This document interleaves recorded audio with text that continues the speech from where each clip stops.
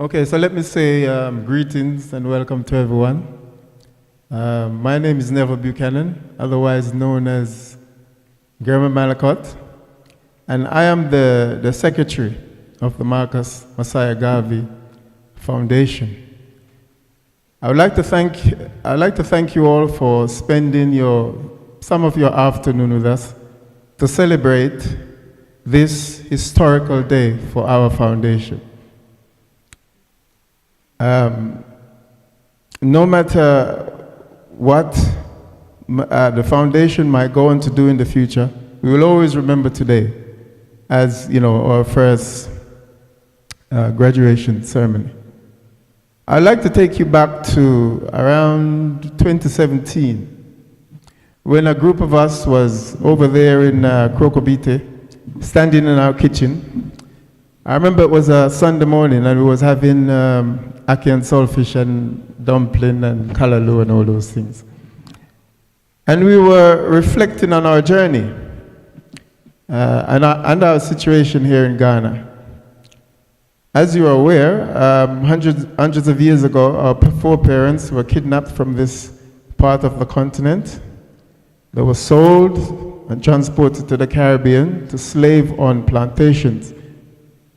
Millions of us died going through this whole process, this shameful process. But some of us survived. Then in the late 50s and 60s, our parents moved us from the Caribbean to England and the United States. Then after working for 30, 40 years in the West, we decided to close the triangle and return to the motherland. I've been living in Ghana now for over 20 years, and there are other members of our community who have been here for more than 40 years. Many of us are now citizens of this great country. So we were discussing and talking about all the people who inspired us to make this journey back to the motherland. A journey that many had dreamt about making hundreds of years before us. It was unanimously agreed that the person who provided us with the most motivation and inspiration to repatriate to Africa was the Right Honorable Marcus Messiah Garvey. He was the founder of the UNIA and the first national hero of Jamaica. It was Garvey who taught us that no matter where a black person lives in this world, he will not be fully respected until the African continent takes its rightful place amongst the powerful nations of the world. Now, this is the main reason why many of us have repatriated to Africa and are now living in Ghana. We have come here to make our contribution towards helping Africa to become great and strong. Again, because for hundreds of years we have suffered the consequences of having a weak and divided continent.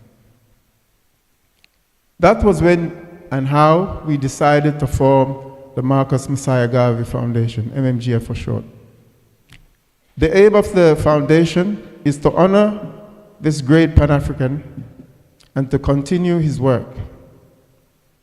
When you think of it, really, it is totally appropriate that a group of Garveyites, such as ourselves, should choose to repatriate to Ghana. Because the great Osagyefo, Dr. Kwame Nkrumah, the founder of modern-day Ghana, and its first president was also inspired by Marcus Garvey. Dr. Nkrumah is seen as one of Marcus Garvey's brightest students. The Black Star in the flag of Ghana, the Black Star Land Shipping Company, the push for United States of Africa, were all inspired by the philosophy and opinions of Marcus Garvey. I can remember standing in the Black Star Square for the first time back in the 1990s and looking at the Black Star Gate. I was almost in tears because I could see I could feel the spirit of what Kwame Nkrumah was trying to do here in Ghana. You could feel the Garvey spirit. When MMG was registered as a limited by guarantee company in 2018, we decided that the best way to honor Marcus Garvey was to continue his works, because much of what he tried to achieve over 100 years ago is still very relevant today. The main objective of the foundation is to establish a world-class technical development training center here in Ghana, a center that will focus on scientific and engineering training, research and development. Our aim is to equip African youths with the relevant skills needed in a modern, developing, industrialized nation. When Marcus Garvey established the UNIA in 1914 in Jamaica, one of his first projects was to set up a vocational training center on the island. He believed that giving young people practical vocational skills was a good way to reduce unemployment and encourage self-reliance and entrepreneurship.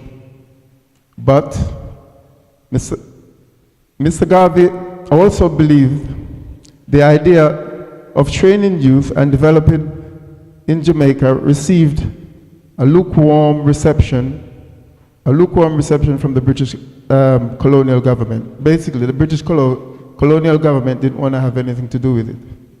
So it was because of this why Marcus Garvey had to go to America to seek advice and support from Booker T. Washington, who had already started at the Tuskegee Training Institute in Birmingham, Alabama. This institution offered vocational training to young blacks in Birmingham, Alabama. This institute offered, unfortunately, by the time Mr. Garvey arrived in America in around 1915, Booker T. Washington had already passed. After learning of the passing of Booker T. Washington, Marcus Garvey proceeded on a planned speaking tour of America. The rest, as they say, is now history. Marcus Garvey went on to establish the UNIA as the largest and most influential black organization in our history. Incidentally, the vocational training program that Marcus Garvey suggested in 1914 was finally implemented in 1970 by the independent Jamaican government. And the Tuskegee Institute, established by Booker T. Washington, has now evolved into a respected black-led university in the United States. Now, I have gone through some of the early history of Marcus Garvey and the UNIA because I want to make it clear, I want it clearly understood that the root of MMG's philosophy towards vocational training and equipping young people with skills that are needed in the modern industrialized society is deeply rooted in the legacy and the teachings of Marcus Garvey. Deeply rooted. Marcus Garvey believed that everyone should acquire a skill. He believed that skill gives one certain levels of economic independence and self-reliance. Mr. Garvey himself was a printer, and he was able to travel all over the world using his printing skills to earn money to support himself and to finance his travel. Marcus Garvey believed that having technically skilled workforce would contribute to the much-needed industrialization of African nations. MMG Foundation has fully embraced the tradition and the legacy that was handed down to us by the likes of Marcus Garvey and Booker T. Washington. We acknowledge the need to offer technical and vocational training to the youth of Ghana and Africa generally. We believe that in this way, this is one way of persuading our young people that they can make a living for themselves and their families here in Africa. We need to find ways of convincing our young people that they do not have to risk their precious lives traveling across deserts and seas in search of a good standard of living. It is possible to make it in Africa. Marcus Garvey has always advised us to build our nations on a solid industrial base. Once you have a solid industrial base, then we can turn our attention to social and political development policies, if you like. It was Marcus Garvey's blueprint that Kwame Nkrumah was following when he built the Okosombo Dam to provide the power needed to drive industrialization in Ghana. Nkrumah established Tema as an industrial area, both for production and accommodation of industrial workers. He established the Black Star Land Shipping Company to export and distribute Ghanaian-made products across the world. He established the Ghana Airways to allow Ghanaian businessmen and women to travel around the world, negotiating contracts and bringing investments and development to Ghanaians. During the 1960s, here in Ghana, domestic appliances such as televisions and fridges were being manufactured and assembled. Unfortunately, the 1966 coup that removed Dr. Kwame Nkrumah from government also stalled Ghana's industrial development. And as a result, we are where we are today. Because the lack of an industrial base put our country and our continent, Africa, in a very weak and vulnerable position. Because it means that we are never in a position to fully utilize and benefit from the many natural resources that we are blessed with. We are always looking to Europeans and Asians to help us to utilize our own resources. So these non-Africans end up enjoying 90% of the value of our own resources while we are struggling getting the remaining 10% to build our country. We must stop this madness. We must train our young people, giving them the necessary skills so that they can develop and utilize our resources.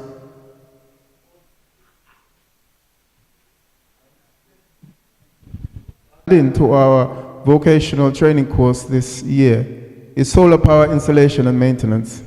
Those of you who have some experience of solar power generation will know that the batteries play a very key role in any solar power system. The way it works, light from the sun is converted to electrical energy by the solar panels. The energy is then stored in batteries, solar batteries. The stored energy can be used to run household appliances when ECG is not available, and we know that's quite regular. The batteries are the most delicate and expensive part of the system. Now there's an ongoing search to find the best materials to manufacture these solar batteries. The latest research has suggested that lithium is now one of the best materials to be used for solar batteries.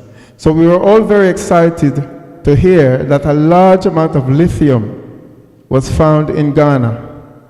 So you can imagine our shock and disappointment when we heard that the Ghanaian government is about to sell the rights to a foreign non-African company. Now,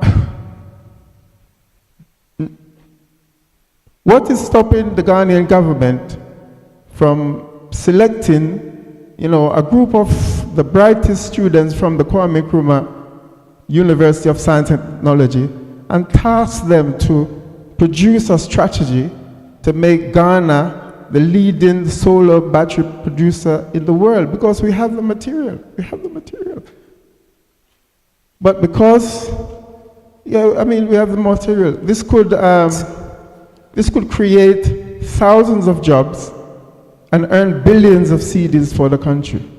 But once again, because of our government lack of confidence in the people and our country's lack of a solid industrial base, we are once again willing to give away everything, more or less, to foreigners. African governments must start to provide the resources necessary to educate young people on how to make the best use of the natural resources that our continent has. This may mean that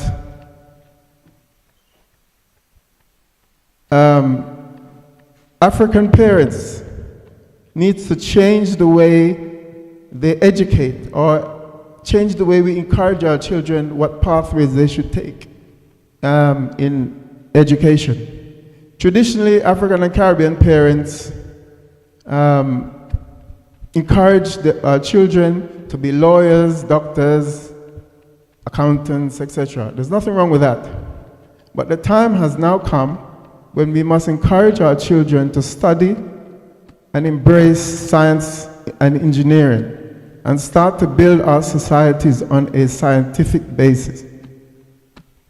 More than 100 years ago, Marcus Garvey told us that the people who will control the world are those who have mastered science and technology. And we have seen that before our very eyes today. Look at China and the United States. They are currently the two most powerful nations on earth because their societies are driven by constant scientific research, development, and implementation. Right? Not just research and put the folder on the shelf somewhere to gather dust. Implementation. We in Africa must find ways of competing with these powerful nations. We cannot stand aside with our arms folded while the rest of the world leaves us behind. Marcus Garvey reminds us that whatever man has done, man can do. So if the Chinese and the Europeans can command leadership roles in the development of science and technology, then we, the Africans, must also assume our position as a world leader in science. We must not forget that we, the Africans, we are the ones who taught them the foundations of their scientific knowledge. We taught them what they know. So, with the proliferation of artificial intelligence, AI technology, we must also understand that many of the professions that we see today will soon be extinct. Recently, one tech giant, I think Google it was, reported that they're going to cut 30,000 jobs because AI, artificial intelligence technology systems, are proving to be more efficient than people. This is just a little insight of how the professions will be changing in the future. We at the MMG Foundation would like to encourage parents in Africa and in the Caribbean to direct their children to learn skills that will encourage them to become job creators rather than job seekers. For the foreseeable future, here in Africa, in the Caribbean, I think we will still need masons, electricians, plumbers, carpenters, etc. Let our children learn these skills, even as a backup to their other interests. What is the point of having a master's degree and a PhD if you're sitting at home unemployed? As Marcus Garvey would say, skilled people add to the economic wealth and social richness of a community and a country. The MMG Foundation has plans to widen the scope of our vocational training program. We intend to add other modules such as plumbing, carpentry, metalwork. So in conclusion, let me congratulate our graduates. Congratulations on completing the course. Congratulations on passing your exams. Congratulations on being amongst the first MMG graduates.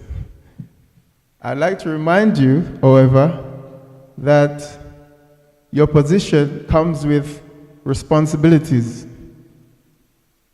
We taught you to be patriotic, honest, and punctual. So please bear this in mind when you are out in the field working. Okay? Finally, let me thank all of you who have supported the MMG Foundation over the years. I can assure you that we have the vision. We know what we need to do. We know what to do because Marcus Garvey told us what we should be doing more than 100 years ago. We're still not doing it. That's why we're still suffering. What we need now is more positive action and your continued support. Thank you very much. Thank you, Mr. Neville Buchanan. Give it up for Neville. Well said. Marcus Garvey also said, liberate the minds of men and ultimately you will liberate the bodies of men.